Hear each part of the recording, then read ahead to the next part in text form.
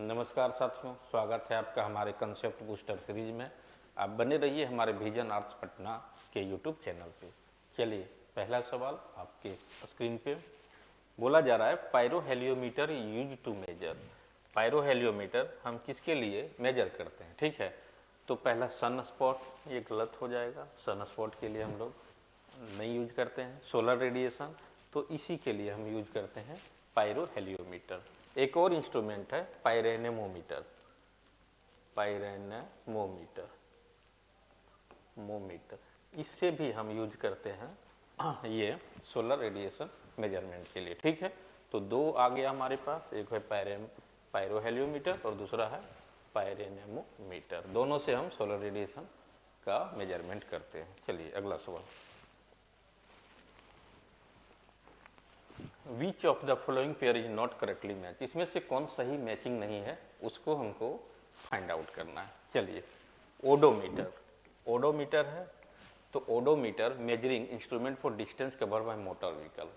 तो देखिए दोस्तों, हम जो भी गाड़ी चलाते हैं उसका डिस्टेंस कितना कवर किया है वो मतलब शो करता है स्क्रीन पे। तो वहाँ पे जो है ओडोमीटर ये इंस्ट्रूमेंट लगा होता है हर एक गाड़ी में, तभी हम distance cover by motor vehicle पता चलता है। ठीक है, तो ये पहला सही है। ओंडोमीटर, अब ये क्या है दोस्तों?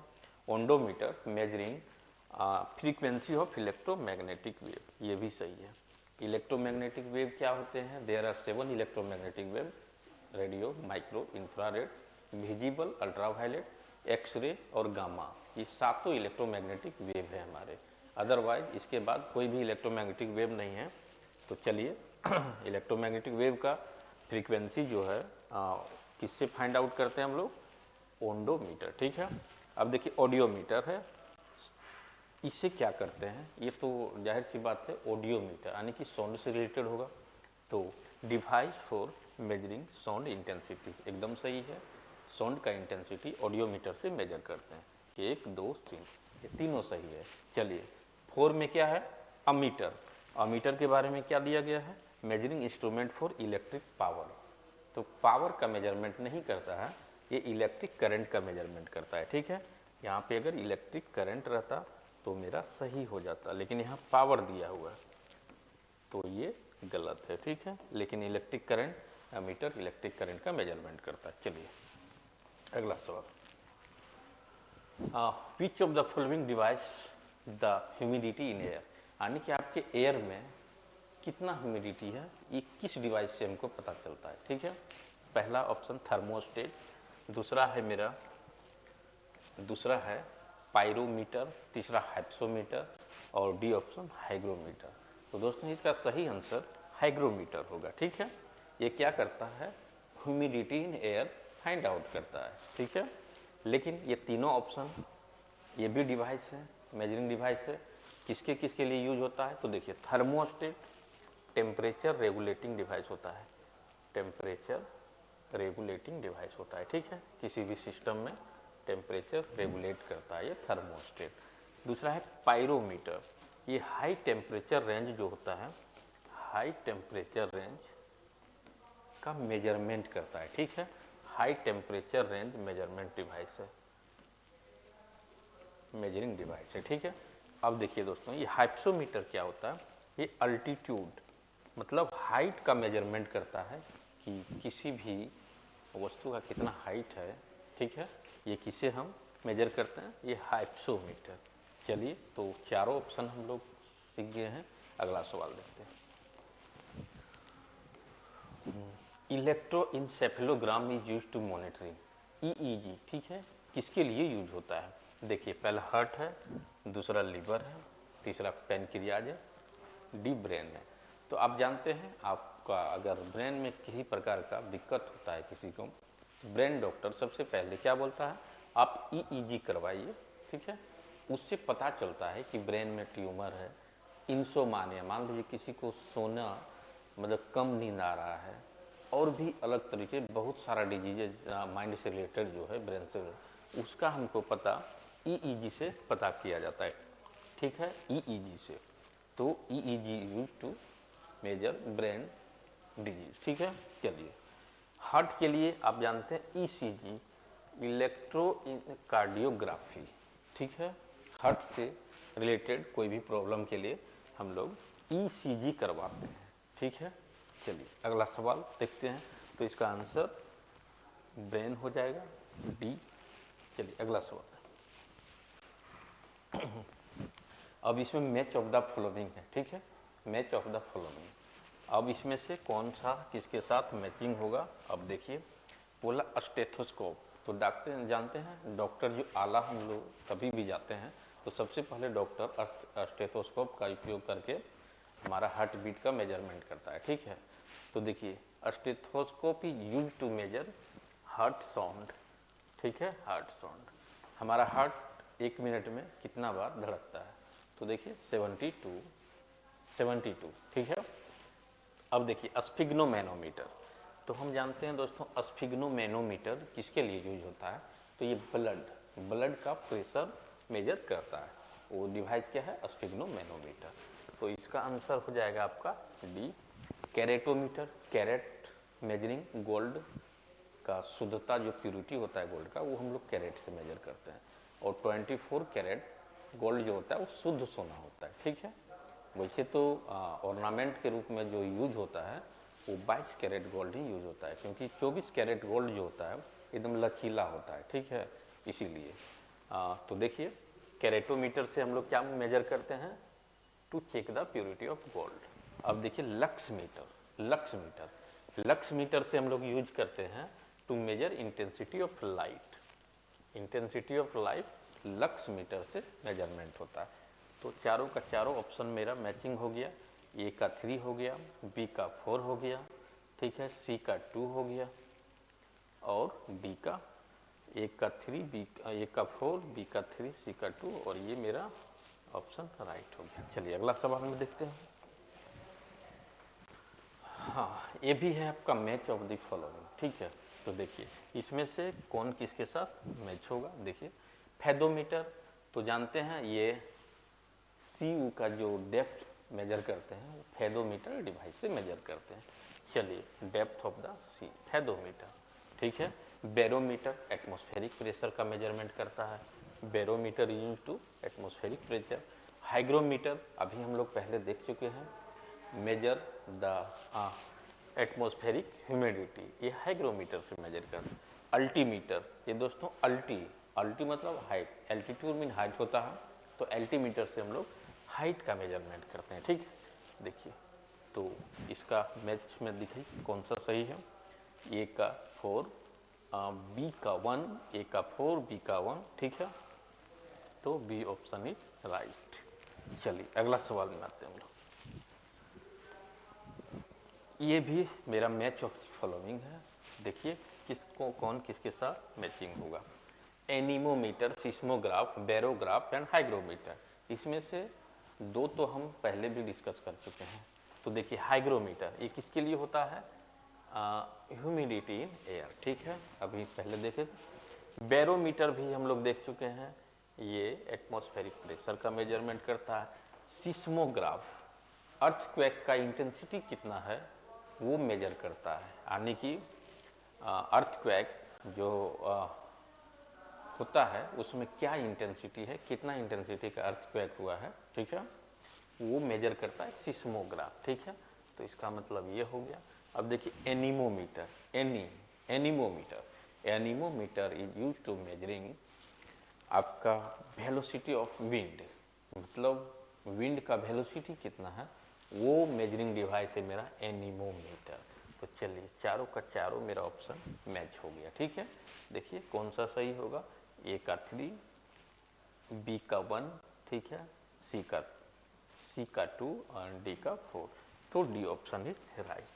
चलिए अगला सवाल में आते हैं हम लोग। हाँ, निम्नलिखित में असत्य कथन चुनिए, ठीक है, असत्य कथन चुनना है। इसमें से असत्य कथन कौन सा है।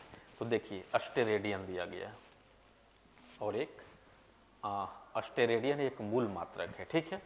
तो ये मेरा गलत है, अस्टेरेडियन मूल मात्रक नहीं है, ये सप्लीमेंट्री यूनिट है, ठीक है, सप्लीमेंट्री यूनिट है। एक होता है रेडियन, और एक होता है स्टेरेडियन। ठीक है, ये होता है घन कोण और ये होता है मेरा प्लेन एंगल। प्लेन एंगल का जो यूनिट होता है वो रेडियन होता है और सॉलिड एंगल का जो होता है वो स्टेरेडियन होता है। ठीक है, ये सॉलिड एंगल का, तो ये मूल मात्रक नहीं है, ये मेरा सप्लीमेंट्री यूनिट है। ठीक है, तो मेरा ये गलत हो गया। चलिए, स्टेरेडियन घन कोण का मात्रक है, तो ये सही है दोस्तों, स्टेरेडियन घन कोण का मात्रक है। ठीक है, अब देखिए एक C option 10⁵ 9 centimetre square equal to 10⁵ newton metre square के बराबर होता है। तो देखिए हम जानते हैं 1 न्यूटन इक्वल टू 10⁵ 9। ठीक है, अब देखिए newton is the SI unit of force and dyne is the CGS unit of force. ठीक है, तो डाइन सीजीएस यूनिट में होता है। ठीक है, अब देखिए यहाँ कुछ चेंजिंग करना है। बोला गया है 10⁵ न्यूटन मीटर स्क्वायर। देखिए यहाँ पे 10⁵ से मल्टीप्लाई कीजिए। ठीक है, सॉरी एक सेकेंड, 1 न्यूटन इक्वल टू 10⁵ 9। ठीक है, देखिए ये सही है। यहाँ पे देखिए 10⁵ दोनों जगह मल्टीप्लाई कीजिए, यहाँ भी 10⁵ से मल्टीप्लाई कीजिए। अब यहाँ पे मीटर स्क्वायर से डिवाइड कीजिए और यहाँ भी मीटर स्क्वायर से डिवाइड करेंगे, लेकिन यहाँ पे दिया क्या है डाइन में सेंटीमीटर स्क्वायर, तो 1 मीटर इक्वल टू 10⁻⁻² सेंटीमीटर होता है। ठीक है, तो देखिए मीटर को यहाँ पे सेंटीमीटर में कन्वर्ट करेंगे तो 10⁻⁻4 हो जाएगा सेंटीमीटर स्क्वायर। ठीक है, 10⁻⁻4 centimetre, sorry 1 metre equal to 10⁻²। हाँ, यहाँ पे मीटर, पहले देखिए इसको दोनों में मीटर स्क्वायर, ताकि मीटर और मीटर अगर कट जाए तो मेरा कोई यूनिट नहीं बचेगा। मान लीजिए यहाँ पे 10⁻⁻ मल्टीप्लाई इधर की है और इधर दोनों कट जाएगा तो बराबर हो जाएगा। अब यहाँ पे इसको सेंटीमीटर में कन्वर्ट करना है। ठीक है, देखिए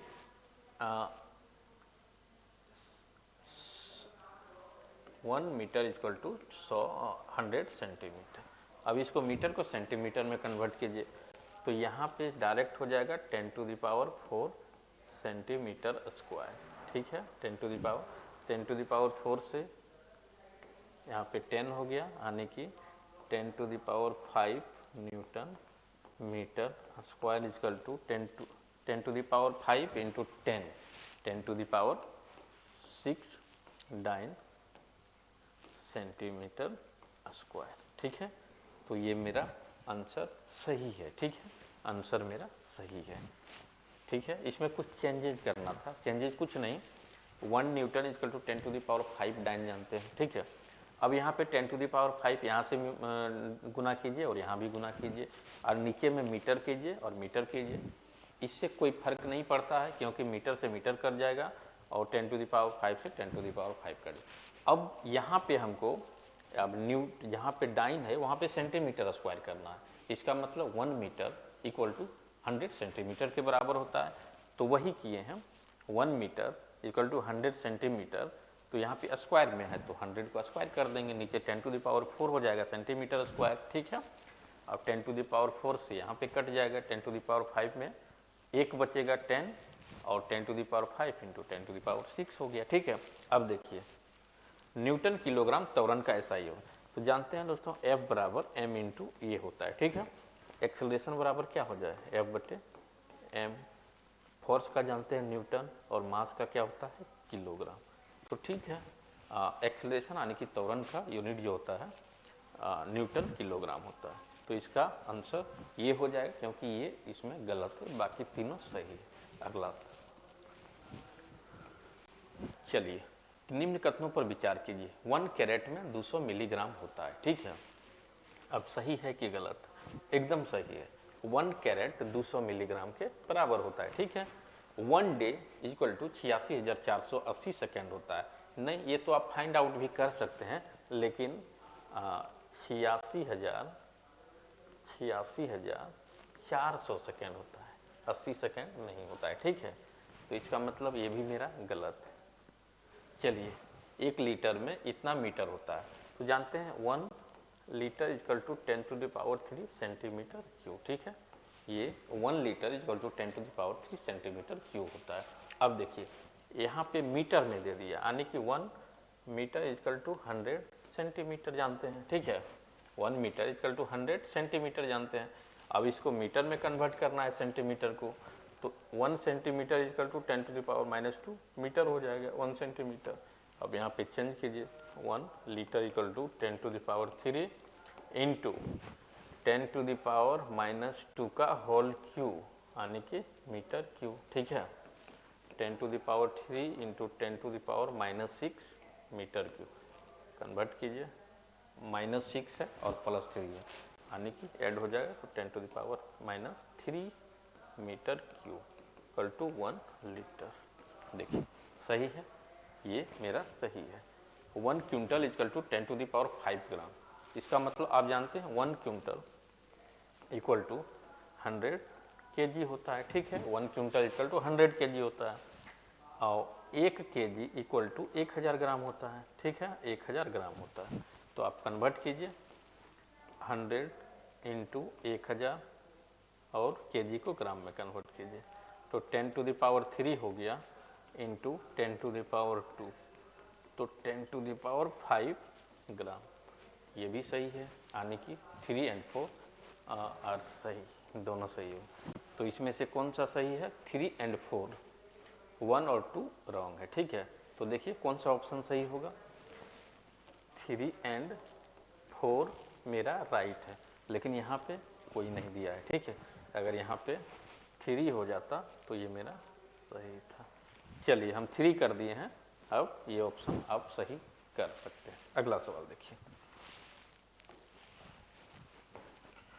चलिए समान तत्वों के वे परमाणु जिसके परमाणु क्रमांक समान किंतु परमाणु भार भिन्न भिन्न होते हैं समस्थानिक कहलाते हैं। इसमें से कुछ कट गया है, अब हम इसको बताएंगे कि क्या क्या है, ठीक है। हम ऑप्शन से ही इसको डील करेंगे। तो हम जानते थे दोस्तों आइसोटॉप, आइसोबार, आइसोन्यूट्रॉन, ठीक है। क्या होता है आइसोटॉप, आप तीनों के बारे में पहले जान लीजिए, उसके बाद ये सवाल हम डील करेंगे। चलिए isotope, atom of the same element having different mass number, ठीक है। अगर एलिमेंट सेम होगा, मास नंबर अलग अलग होगा, तो उसका नंबर ऑफ इलेक्ट्रॉन तो सेम ही होगा ना, तो उसको हम क्या कहते हैं आइसोटॉप। हम पढ़े थे हाइड्रोजन, ड्यूटेरियम और ट्राइटियम, ठीक है। इसका मास नंबर 3 था, एटॉमिक नंबर 1, एटॉमिक नंबर 1, 2, इसको हम ड्यूटेरियम बोलते थे, इसको ट्राइटियम बोलते थे, इसको प्रोटियम बोलते हैं, ठीक है। तो इसी को हम क्या कहते हैं isotope, atom of the same element having different mass number, ठीक है। एक होता है isobar, atom of the different element having same mass number, ठीक है। यहाँ पे x, y, z, ठीक है, तीनों ले लेते हैं, जिसका मास नंबर सबका p है, ठीक है, p है, लेकिन एटॉमिक नंबर सबका a, b और c, तीनों का एटॉमिक नंबर डिफरेंट है। इसको हम क्या कहते हैं आइसोबार कहते हैं, ठीक है। Isobar, atom of the different element having same mass number, और isotope, atom of the same element having different mass number, ठीक है। और number of neutron find out करना है तो mass number minus atomic number कर देंगे, ठीक है। चलिए अब यहाँ पे क्या बोल रहा है, समान तत्वों के वे परमाणु जिनके परमाणु क्रमांक समान किंतु परमाणु भार भिन्न भिन्न होते हैं समस्थानिक कहलाते हैं, ठीक है। समान तत्वों के परमाणु यानी कि समान, ये समान लेना है, किंतु परमाणु भार भिन्न भिन्न होते हैं समस्थानिक, ठीक है। आइसोटॉप समस्थानिक, आइसोटॉप, ठीक है, हिंदी में होता है समस्थानिक। ये मेरा सही है पहला, ठीक है। चलिए दूसरा, विभिन्न तत्वों के वे परमाणु जिनके परमाणु क्रमांक भिन्न भिन्न, ठीक है। देख रहे हैं परमाणु क्रमांक सबका अलग अलग है और तत्व भी अलग अलग है, ठीक है, किंतु परमाणु भार समान होते हैं। देखिए परमाणु भार तो समान है, तत्व भी अलग अलग है, और एटॉमिक नंबर, अगर तत्व अलग अलग है तो एटॉमिक नंबर अलग अलग होगा ही, ठीक है। तो किंतु परमाणु भार समान होते हैं समभारी कहलाते हैं, एकदम सही है। आइसोबार ये क्या हो गया समभारी, हिंदी में इसको समभारी कहते हैं। चलिए दो भी सही है। अब देखिए तीसरा क्या बोलता है, विभिन्न तत्वों के वे परमाणु जिनमें न्यूट्रॉनों की संख्या समान होती है सम न्यूट्रॉनिक कहलाते हैं। ठीक है, ये भी मेरा सही है। इसका मतलब 1, 2 एंड 3 मेरा सही होगा। ये तीनों सही है मेरा, ये भी और ये भी। ठीक है, ये कंसेप्ट के लिए बहुत अच्छा सवाल है। चलिए अगला सवाल देखते हैं। चलिए, यदि न्यूट्रॉन, प्रोटॉन, इलेक्ट्रॉन और अल्फा कण समान गति ऊर्जाओं के साथ चल रहे हैं तो कणों को उनके वेगों के बढ़ते हुए क्रम में व्यवस्थित कीजिए। ठीक है, क्या बोला जा रहा है?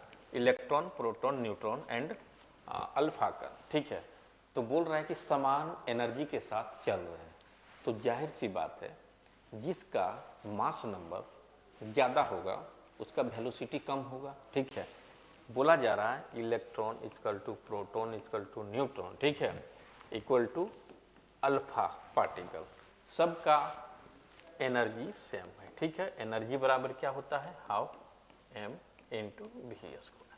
बोला जा रहा है इस सब का समान एनर्जी है। ठीक है, इसका मतलब जिसका एटॉमिक नंबर ज़्यादा, मास नंबर ज़्यादा होगा, जिसका मास ज़्यादा होगा उसका वेलोसिटी कम रहेगा, तभी तो होगा। तो क्या बोला जा रहा है? तो इसके वेगों के क्रम में। तो देखिए दोस्तों, सबका मास नंबर हमको फाइंड आउट करना है, मतलब जानना है। तो जानते हैं इलेक्ट्रॉन का क्या हो जाएगा? 1.6 इंटू 10⁻⁻31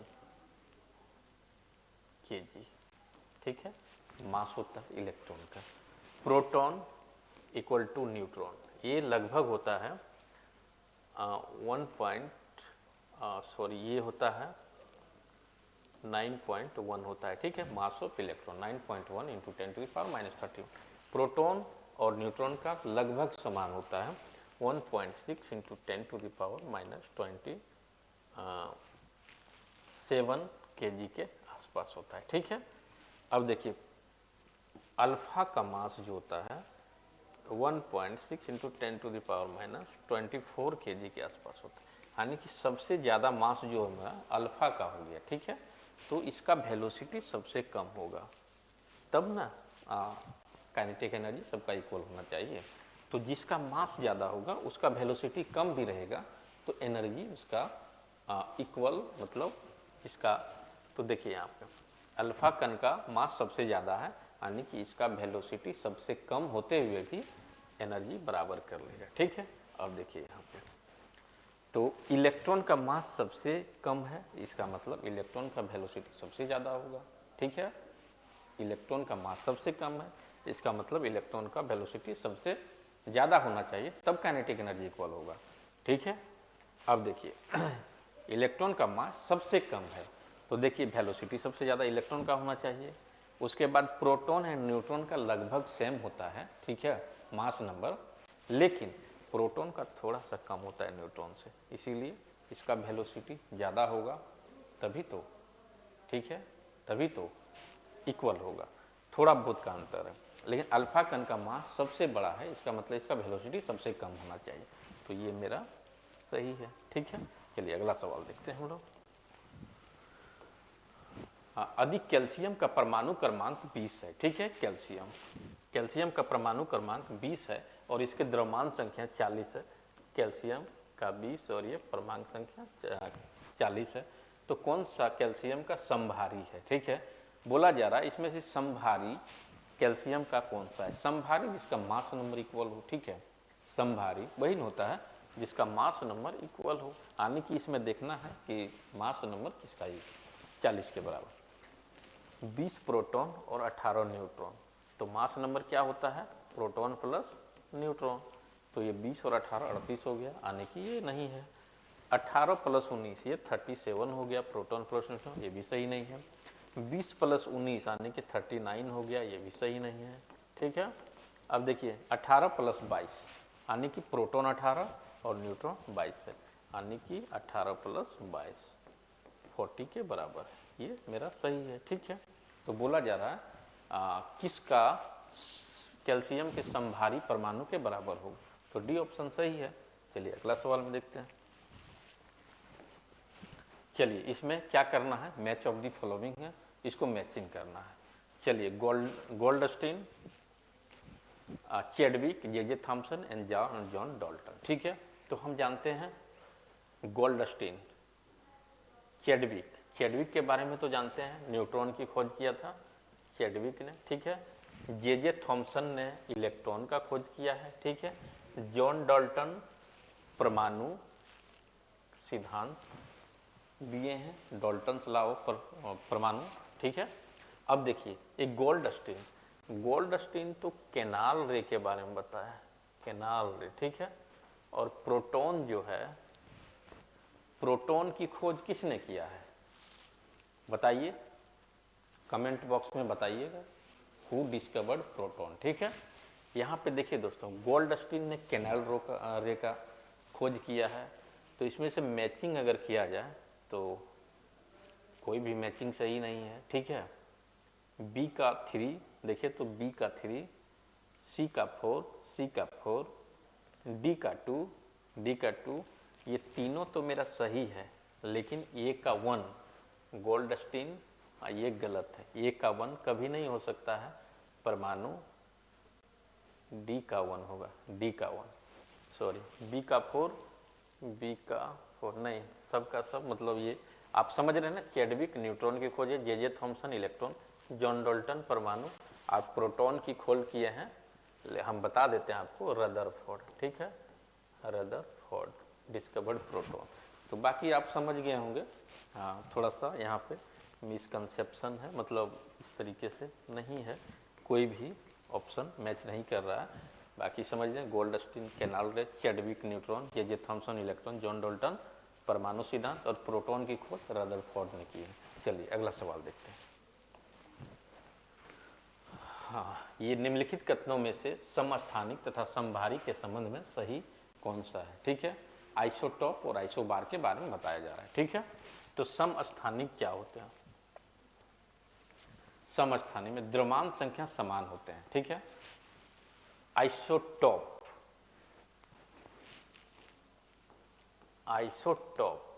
ठीक है, समस्थानिक द्रव्यमान संख्या समान होते हैं, तो ये गलत है। आइसोटॉप क्या होता है, atom of the same element having different mass number, ठीक है। तो यहाँ पे लिखा क्या है, द्रव्यमान संख्या समान होते हैं, गलत है, अलग अलग होते हैं, ठीक है, अलग अलग द्रव्यमान संख्या होते हैं आइसोटॉप में। समभारी में परमाणु संख्या समान होते हैं, समभारी, आइसोबार, ठीक है, इसको इंग्लिश में हम आइसोबार कहते हैं। एटम, आइसोबार क्या होता है, atom of the different element having same mass number, ठीक है, atom of the different element having same mass number. तो यहाँ पे परमाणु संख्या कहाँ आ गया, यहाँ पे मास नंबर समान रहता, ये क्या होता है, मास नंबर समान होता है, तब आइसोबार कहलाते हैं, ठीक है। इसका मतलब दोनों में से दोनों सही नहीं है, इसमें दोनों में से दोनों सही नहीं है, उल्टा दे दिया है। चलिए तो इसका आंसर ये होगा। अगला सवाल में आते हैं। चलिए, निम्नलिखित में से कौन सा कथन सही है, रदरफोर्ड का अल्फा कण विस्थापन प्रयोग सिद्ध करता है। आप जानते हैं रदरफोर्ड अल्फा स्कैटरिंग जो हुआ था उसमें क्या क्या कंक्लूजन निकला था, ठीक है। जो कंक्लूजन निकला था उसके बारे में यहाँ पे 3 ऑप्शन दिया गया है और वो हमको बताना। अल्फा कण का जो बम्बार्डमेंट हुआ था गोल्ड फॉइल पे, उससे बहुत सारा कंक्लूजन निकला था, उसमें से कुछ कंक्लूजन यहाँ पे दिया गया। अब हमें फाइंड आउट करना है कि ये सही है या गलत है। बोला जा रहा है नाभिक में भारी कण होते हैं, तो उससे पता चला था कि नाभिक में बड़ा मतलब भारी कण होता है, एक जगह कंसंट्रेटेड होता है, ठीक है, तो ये सही है। नाभिक एक घनावेशित केंद्र होता है, एकदम सही है, ये भी पता चला था, नाभिक घनावेशित, नाभिक एक स्टेबल है, यानी कि न्यूक्लियस स्टेबल होता है, ये भी पता चला था, किससे, अल्फा कण स्कैटरिंग विस्थापन सिद्धांत, ठीक है। तो चलिए ये सभी सही होंगे, इसका 1 2 3 ये ऑल आर राइट। अगला सवाल में आते हैं हम लोग। बोला जा रहा है परमाणु में कक्षों को भरने का क्रम को फाइंड आउट करना है, ठीक है। परमाणु को एक भरने का क्रम जो है ये करना है। अब बोला जा रहा है, देखिए यहाँ पे अफवाह प्रिंसिपल, हाइजेनबर्ग के अनसर्टेनिटी प्रिंसिपल, हुंड्स रूल, और एक और क्या है आपका पॉली अपवर्जन सिद्धांत। ये चारों है मेरा, यहाँ पे हमको फाइंड आउट करना है, ठीक है ना। परमाणु के भरने का क्रम। आप जानते हैं जो परमाणु का ऑर्बिटल में फिलिंग होता है, मान लीजिए 1s2, 2s2, 2p6, 3s2, 3p6, 4s2, 3d10 और भी आगे बढ़ते जाता है। तो इसका भी रूल है इलेक्ट्रॉन फिलिंग करने का ऑर्बिटल में। तो बोला जा रहा है अफवाह प्रिंसिपल। ये क्या कहता है? बोलता है इलेक्ट्रॉन का जो फिलिंग होता है, इलेक्ट्रॉन का फिलिंग इन द ऑर्बिटल बोला जाता है कि lower energy to higher energy. ठीक है, हायर एनर्जी, लोअर से हायर एनर्जी में हम लोग भरते हैं, इलेक्ट्रॉन का फिलिंग करते हैं। ठीक है, चलिए अब हमको कैसे पता चलेगा कि इसका एनर्जी लोअर है या इसका एनर्जी लोअर है इसका? तो एक होता है N+L रूल, N+L रूल होता है, N+L rule to find the energy level. ठीक है, चलिए बहुत लंबा हो जाएगा बताने में। N हो गया प्रिंसिपल क्वांटम नंबर और L हो गया एजीम्यूथल क्वांटम नंबर। ठीक है, चलिए अभी तक के लिए तो N+L रूल से हम लोग एनर्जी फाइंड आउट करते हैं। तो ये क्या बता अब वापस, एक होता है हाइजेनबर्ग के अनसर्टेनिटी प्रिंसिपल, यानी कि अनिश्चितता का सिद्धांत। ये क्या कहता है? Delta x into delta P is greater than h/4π। ठीक है, ये डेल्टा एक्स हो गया डेल्टा एक्स, ये आपका हो गया पोजीशन बताता है और ये हो गया मोमेंटम। ठीक है, मोमेंटम।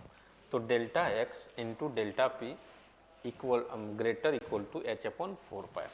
बोला जाता है अनसर्टेनिटी प्रिंसिपल जो बोलता है कि position and velocity of any electron can not be find at a time, यानी कि एक ही समय पे पोजीशन और वेलोसिटी हम फाइंड आउट नहीं कर सकते हैं। ठीक है, इस इक्वेशन से ये डील किया गया है। ठीक है, अब देखिए, तो ये कभी कभार सवाल में पूछा जाता है, ये सब इम्पोर्टेंट सवाल है। Hund's rule. ठीक है, हुन्स रूल क्या बोलता है? ये Hund's rule of maximum multiplicity, यानी कि मान लीजिए s ऑर्बिटल है, p ऑर्बिटल है। ठीक है, p में 3 होते हैं, s में 2 होते हैं। तो इलेक्ट्रॉन जो है मेरा जो फिलिंग होता है, तो सबसे पहले 1 1 1, अगर ये पूरा हो गया तब फिर हम लोग इसको पेयर करेंगे। ठीक है, तो यही क्या बोलता है? Hund's rule. हुन्स रूल यही बताता है इलेक्ट्रॉन का हुन्स रूल यही बताता है। ठीक है, कि इलेक्ट्रॉन का जो फिलिंग हम लोग करेंगे, पहले एक एक करेंगे, उसके बाद अगर मेरे पास इलेक्ट्रॉन होगा तब फिर उसको पेयर करेंगे। ठीक है, चलिए, तो Hund's rule of maximum multiplication, इसका मतलब है इसमें मैक्सिमम मल्टीप्लिसिटी होना चाहिए। ठीक है, चलिए अब poly exclusion principle. Poly exclusion principle क्या कहता है? 4 quantum number of an electron can never be same. ठीक है, यानी कि चारों क्वांटम नंबर इलेक्ट्रॉन का जो होता है वो कभी भी सेम नहीं हो सकता है, एक क्वांटम नंबर अलग होगा ही होगा। तो 4 क्वांटम नंबर मेरा कौन सा है? प्रिंसिपल है quantum number, azimuthal quantum number, magnetic quantum number और एक स्पिन क्वांटम नंबर। ठीक है, तो ये चारों क्वांटम नंबर कभी भी सेम नहीं हो सकता है। तो ये पॉली एक्सक्लूजन प्रिंसिपल डील करता है। चलिए अगला सवाल देखते हैं।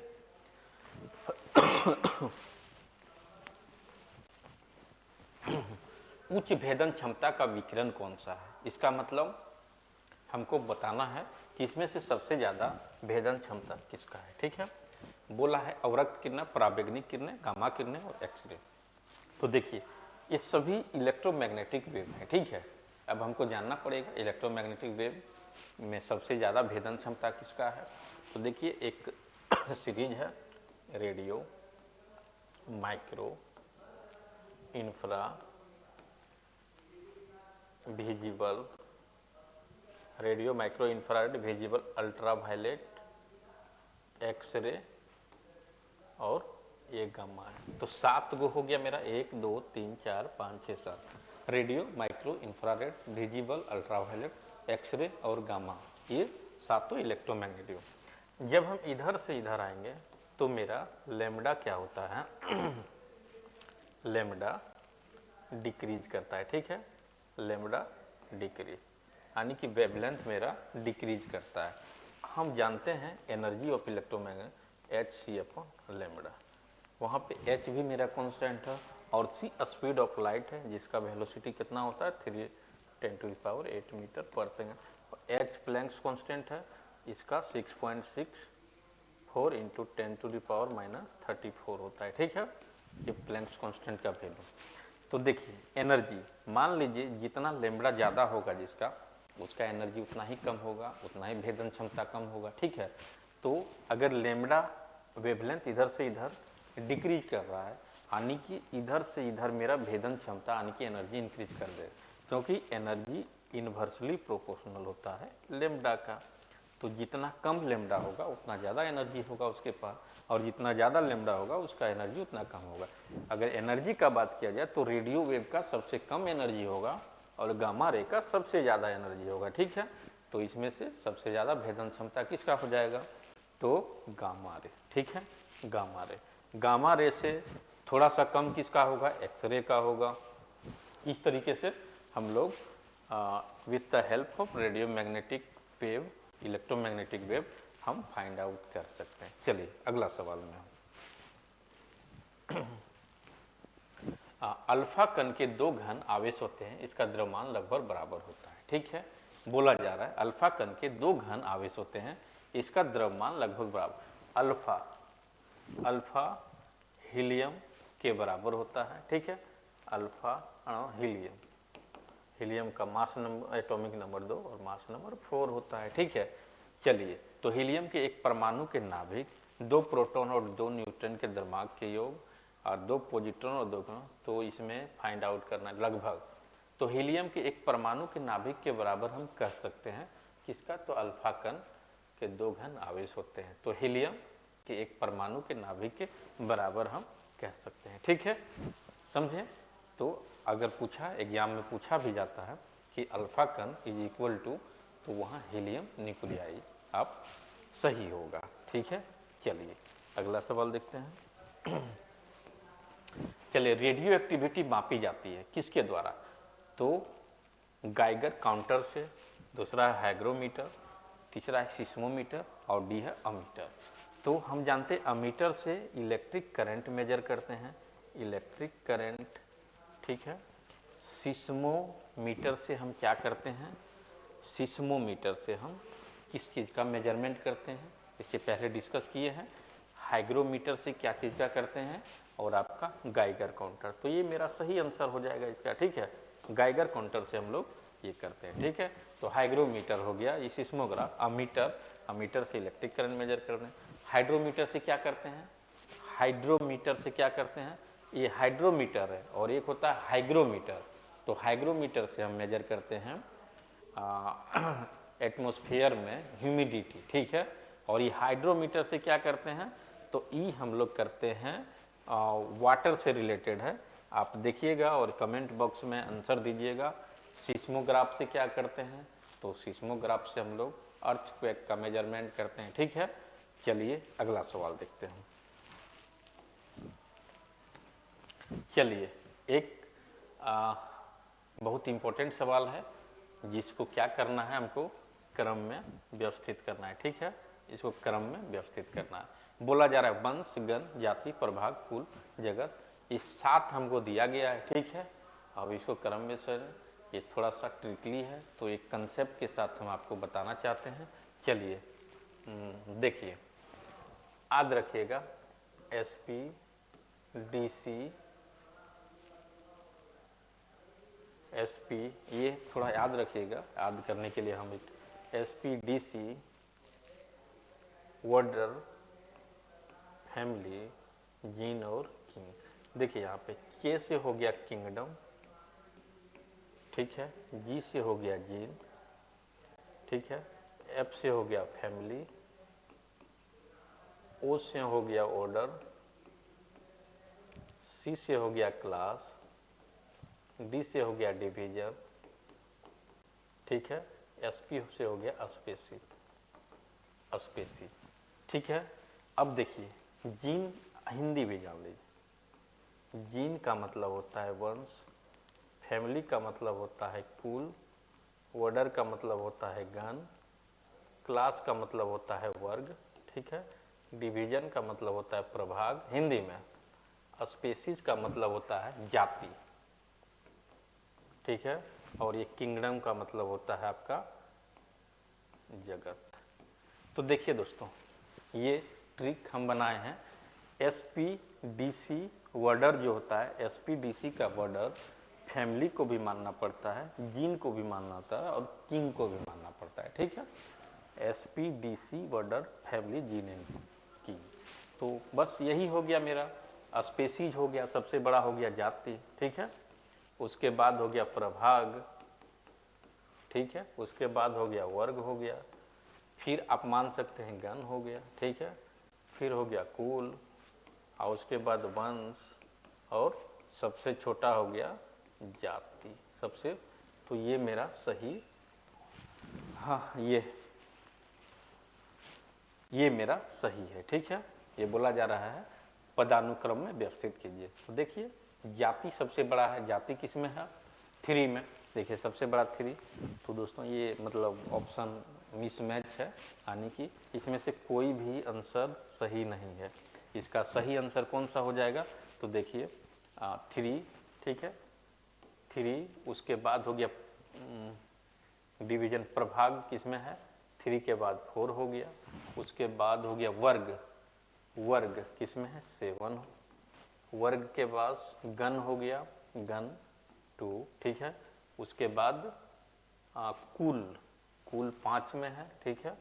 उसके बाद हो गया आपका वंश, वंश 1 में है, ठीक है।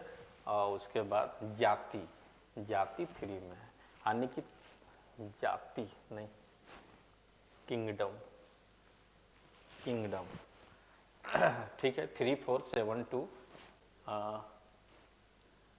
स्पेसीज, स्पेसीज नहीं, किंगडम, जाति, ठीक है ना।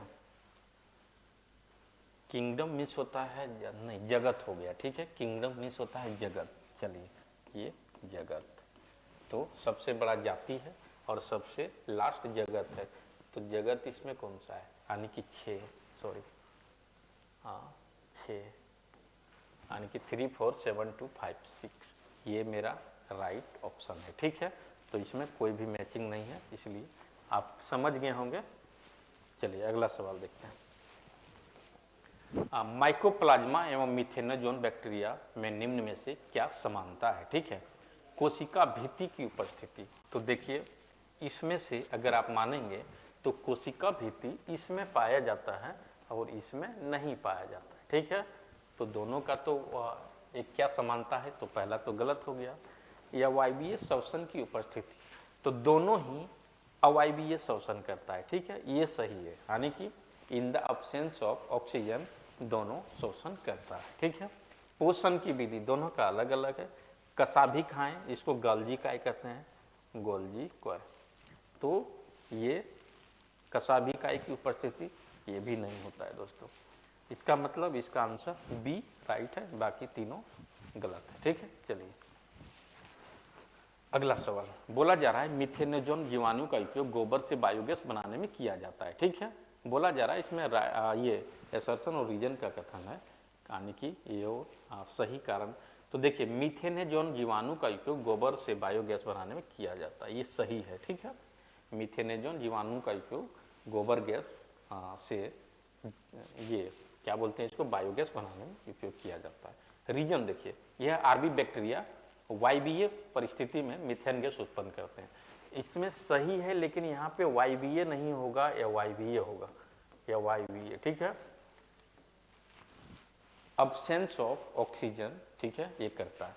अब देखिए दोस्तों ये मिथेनोजोन बैक्टीरिया जो होता है जीवाणु, ये रूमिन्थेज एनिमल जो भी है, रूमिन्थेज एनिमल जो पागुर करते हैं, उसकी अमाशय में भी तो मल रहता है ना, अमाशय में मल रहता है, वहां से भी अवायवीय श्वसन करके मीथेन गैस का श्रवण करता है, ठीक है। इसका मतलब जो भी है गाय भैंस ये सब भी के जो अमाशय में है CH4 मीथेन गैस जो उत्पन्न होता है वो करता कौन है, मिथेनेजोन जीवाणु जो होता है यही करता है, ठीक है, यही करता है in the absence of oxygen. तो इसमें एक सही है लेकिन बी गलत है, ठीक है। तो ए और आर दोनों सही है, ये गलत हो गया। ए और आर दोनों सही है परंतु आर नहीं, गलत है। ये सही है किंतु आर गलत है, ठीक है, ये सही है किंतु आर गलत है। चलिए अगला सवाल देखते हैं। हाँ चलिए, जीवाणु के महत्व के संदर्भ में निम्न कथनों का विचार कीजिए। यह अपघटक होने के कारण पर्यावरण के शुद्धिकरण में अपना योगदान देते हैं एवं पर्यावरण में पोषक तत्वों के चक्रण को सुनिश्चित करते हैं। एकदम सही है, ठीक है, ये एकदम सही है ऑप्शन मेरा। ये क्या करते हैं जीवाणु, पर्यावरण को शुद्धिकरण भी करता है, ठीक है। जीव जंतु जो मरता है उसको अपघटन करके मिट्टी में मिलाता है, ठीक है ना, नाइट्रोजन का उससे मिट्टी को नाइट्रोजन मिलता है, ठीक है। तो ये क्या करते हैं, चक्रण को सुनिश्चित करते हैं और मतलब पोषक तत्व को बढ़ाते हैं। तो ये मेरा सही है। दूसरा देखें, यह भोजन के सड़ने से लेकर जंतुओं, पादपों एवं मानकों में अनेक रोग उत्पन्न करते हैं तथा कभी कभी भूमि के बंजर भी बनाते हैं। एकदम सही है। जैसे एनाबिना नोस्टॉक, ये सब जीवाणु जो बैक्टीरिया हैं हमारे नाइट्रोजन स्थिरीकरण बैक्टीरिया हैं। ये क्या करते हैं, वायुमंडल से नाइट्रोजन का ग्रहण करके मिट्टी में नाइट्रोजन की मात्रा को बढ़ाते हैं। लेकिन कुछ ऐसे भी हैं जो मिट्टी से नाइट्रोजन को वायुमंडल में भेज देते हैं, यानी कि मिट्टी को अनुर्वर बना देते हैं, ठीक है। तो ये भी मेरा सही है। कुछ ऐसे हैं जो कि मिट्टी को अनुर्वर भी बना देते हैं, ठीक है। तो चलिए, ये और बी दोनों सही है, आंसर इज बी। अगला सवाल देखते हैं हम लोग। चलिए, प्रोटिस्टा के संदर्भ में चलिए लगभग ठीक हो गया। अब बने रहिए हमारे साथ हमारे विजन आर्ट्स पटना के यूट्यूब चैनल पे। ये लास्ट सवाल था मेरा, ठीक है। फिर हम अच्छा वीडियो लेके आ रहे हैं बहुत जल्द। लाइक और सब्सक्राइब कीजिए हमारे चैनल को। इसी तरह से अच्छे अच्छे वीडियो हम ला के सारे सब्जेक्ट का लेके आएंगे, ठीक है। चलिए, जय हिंद।